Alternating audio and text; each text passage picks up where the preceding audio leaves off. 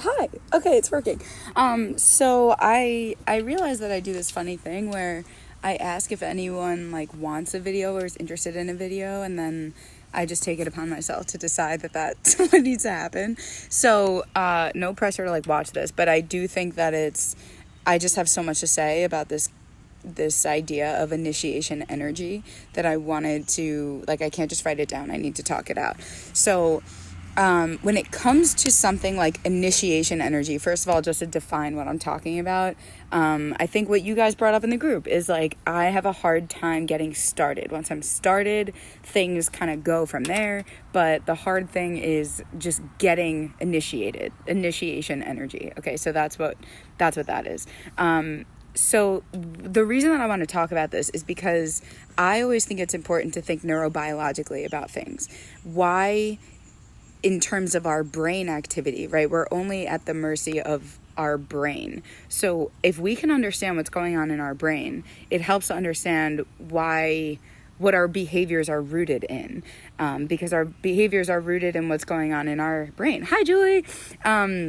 And so I say that because, okay, here's what we have to understand. And this is why I think I teach all my clients about neurobiology as it applies to this, because your amygdala, okay, I'm going to have to go through the brain right now just a little bit. Your prefrontal cortex is in the front of your brain. It's your judgment. It's your decision making. That's what develops later in life. Your amygdala, the tiny little animal brain, is all the way in the back of your brain. And it has kind of the opposite function. It's not judgment. It's not thinking critically. It's not anything like that. It's life or death, period. Your animal brain is your survival brain. This is what we have in common with like lizards. Like, this is what every living being really has in common, is it's wired for survival, period. So that being said, I say that because your amygdala, which is Melinda, hi, your amygdala in the back of your brain is only ever trying to save your life, period. So all it knows, everything that you encounter in the world, is either life or death. It is either safety or danger. So it doesn't matter what your prefrontal cortex knows. It doesn't matter that your prefrontal cortex is like, oh no, it's just your mom yelling at you, or your boss, or your boyfriend, or whatever. Your amygdala is saying something is threatening my safety, and this is something that could kill me. So that's what we have to understand first. So I say all of this because there's a reason we call it a comfort zone.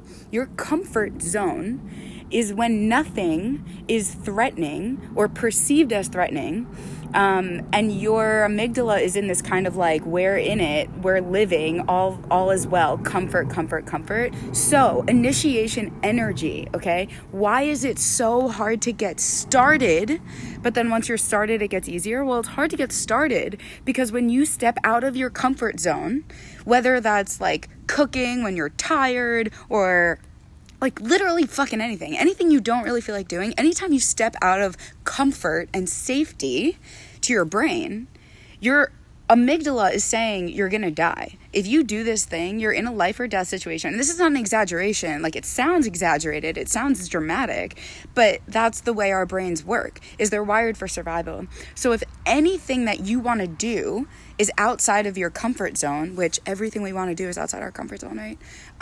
The reason that it's so hard is because your brain is telling you you're not going to survive. If you do this thing, your safety is threatened.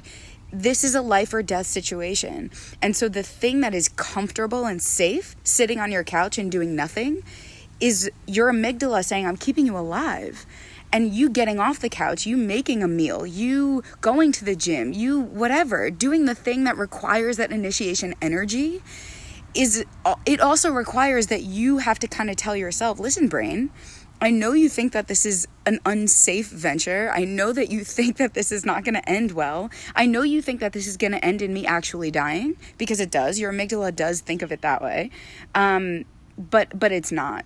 And the reason that it's hard to get started is that you have to break out of, like, literally, it's a new neural pathway in your brain that instead of I'm going to die if I do this thing, it's actually I'm going to get healthier if I do this thing.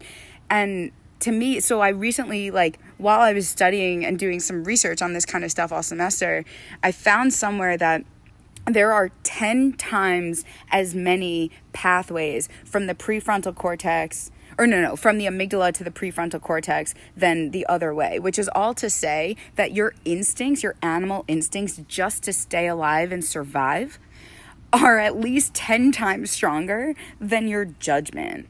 Like, you should go to the gym, but you feel 10 times more extremely that it's actually going to threaten your safety and you're going to die from it because it's outside your comfort zone. And anything that's not comfortable equals threat, danger, death to your animal brain. So that's what you're up against all the time. Does this make sense? You guys are here. Does this make sense the way that I'm communicating this? Because that to me is everything. And so when we can understand that you're actually up against just a survival brain that is only trying to keep you comfortable, it, to me, makes it easier to get started, because you have to just say, like, I know that this is uncomfortable. I know that you think this is going to kill me, because I feel sometimes.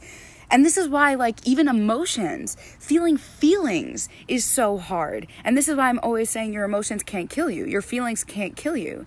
Because when you're feeling something really overwhelming, really scary, really uncomfortable, your amygdala thinks you are in life or death danger. This is not an exaggeration. So why, right? Like, this is why it's easier to eat something than to feel something, because eating tells your brain that not only are you safe, but you're thriving. You have food. You're going to survive. Whereas the opposite of that is, if you feel this feeling, your brain thinks you're going to die. And so it's always a question of life or death when you're dealing with the human brain, because we're animals, and that's the whole thing. So I think when it comes to something like initiation energy, so obviously I could like ramble about all this for a long time, but when it comes to something like initiation energy, I don't know if this is encouraging or motivational at all, but I think the real truth is the reason it's hard to get started is because your brain thinks you're going to die. And no, it doesn't make it easier. I'm not trying to make it easier. That's the thing. You're still going to have that resistance, because if your brain is working properly, you should have resistance, because again, your brain is trying to protect you. It is only trying to help you survive. So I don't know that I'm saying, here is how you get your initiation energy. I don't know that I can say that. Corey Jill! I don't know that I could say that. Like, here's how you get started, and here's how you make it easy to get started. I don't think that's how this works. I think it's going to be hard to get started, but you have to know why, because then you can outsmart it. It's not saying, like, I know that this is, like, now I'm going to make it easy. Now because I understand it's going to be easy. No, now you understand it. You know why it's going to be hard, so that you know how to talk to yourself just to get through it. And I find that has helped a lot of my clients in the past. Like, if you understand this is just coming from a place of protection, survival, really your body and brain are just trying to do what's best for you by keeping you, by keeping you safe and comfortable, then you don't have to beat yourself up. And this is, hey gal, this is why I really say all the time, I've been thinking a lot about like self-hate. Self-hate doesn't make a lot of sense. The way that we use it as like motivation, like the way that, I hate, right? So this is how this works, right? Like, it's safer, easier, and more comfortable for me to sit on the couch than to like do a healthy thing. And I hate myself for it. That's the rabbit hole we get down, is like, I have no willpower. I have no discipline. I fucking suck. Like, I'm a lazy piece of shit. Like, this whole thing. But it doesn't make any sense, because all that's happening is that your brain and your body want to protect you. It's self-love. There's nothing to be mad or angry about. It's just something you have to understand, so that you could be like, oh, okay. All right, so you think that this is going to kill me. It's really not. I'm just going to have to go do this thing. And so, I don't know. Anyone who's here, I would love to hear if this makes sense and if this is digestible and it helps in any way, because I think at the end of the day, I'm not here to make hard things easy. I'm here to make hard things understandable. So it's you can do hard things. And I think the way to do hard things is by understanding them. And if you can talk to yourself, if you can just send a message to your amygdala, like, thank you so much for trying to protect me. I understand that eating is actually your way of protecting me and helping me survive. Thank you. Then you get a lot further than like, fuck you, brain. Like, listen, you're going to live with your body and your brain for the rest of your life. I think the best thing you can do is have a healthy relationship between the two. So that's why I couldn't put all of that in a post because I just always have so much to say.